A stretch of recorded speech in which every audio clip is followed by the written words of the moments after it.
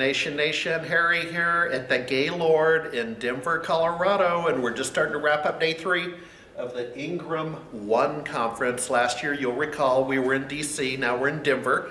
Boy, big change in altitude. Yes, I tell you, I'm is. feeling that. But I'm with Paul Bay, the Executive Vice President of the Americas. Did I get that right? You did, correct. Okay, so in your key, we're going to talk about one topic today. We could go on and on, but sustainability.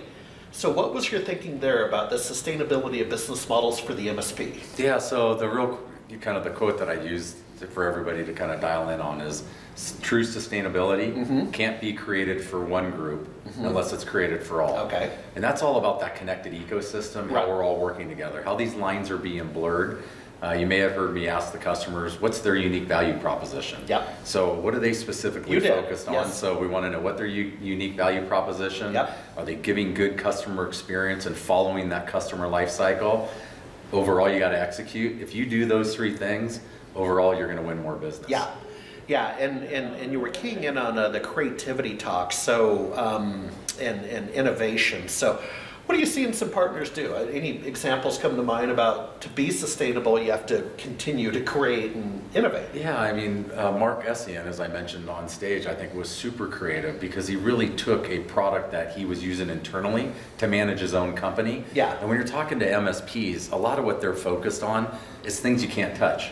So they go deliver an outcome and a solution, and that end user, if everything's going great, that perceived value is, hey, things are great. Am I getting for what I'm paying for?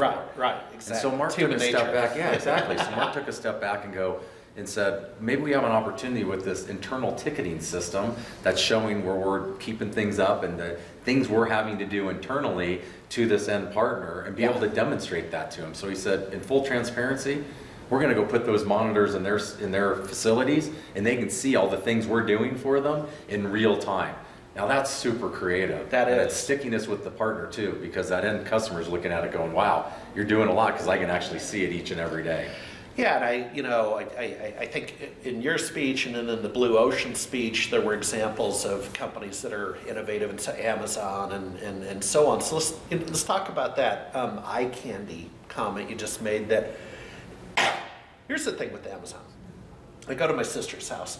She does all her shopping on Amazon, and there's these stacks of boxes. But it's also a reminder of that's what Amazon did, right? They delivered that, and versus, you're right, there's sort of that vaporware, not quite the right analogy, but feeling with MSPs that they're doing some invisible voodoo, and why are we paying them? Yeah, exactly. Yeah. Dovetailing on my Amazon example, you raised a point about how products are delivered, so maybe you want to talk a little bit more about that. Yeah, so Oh, you're a distributor. Yeah, exactly. So we're focused on how products, but it's all about the technology, and again, focusing on our partners. Again, I keep saying the lines are being blurred. That this isn't just about pick, pack, and shipping boxes. Right. Some of the things we're trying to do is automate some of these processes we have. Yeah. This, unfortunately, a good thing is we've been in this business for a long time together, a long ecosystem. We've been in business for 40 years. Yeah. Some of the challenges that come with that is you've built a 40-year company, and you got to unwind some of those things that have been challenging. Yeah. So when a customer Hey, I have a calls us, 20-year-old company. I have to do that. I don't even want to work with me. every day, right? So if we started the company over again, Yeah. you'd probably do some things Yeah. a little bit differently. Yeah. And we've got to think like that as a community on what we can do differently if we had the opportunity to start over. So how do we provide that value in being able to take out processes and all of the amount of human interaction we have in this? They pick up the phone and call us, we call the vendor calls us back, we call the customer, and then they go to the end user. Yeah. Guess what? The end user doesn't care that it took 6 times to get an answer. Yeah. What they care about is, are you driving productivity for me? Are you taking costs out of my business model? Are you helping me as an end consumer, meaning a business, and making them be a better business at the end consumption level? So final topic, in your speech, you talked about mass customization, and in an interview yesterday with a Portland, Oregon network, I cited your speech, and a best example I could come up with is you order a Kindle, and at least in the old days, you turned it on, it was already customized for you, Yes. the Kindle. What's mass customization from an Ingram point of view? I think that's a great example, and the one example I use is about our unified communication and collaboration. So UCC, we bought a company, NetX, a handful of years ago, and this is about being able to create a product and being able to customize it for our solution providers with their information, with the end user's information, being able to connect information, devices, being able to have it show up as their brand to that end user, Yep. and making it plug and play. And the best part about all that too is wrapping that around security and making sure that that's a secure device, and how we're going to be able to allow them to provide that value proposition to Yeah. the end user.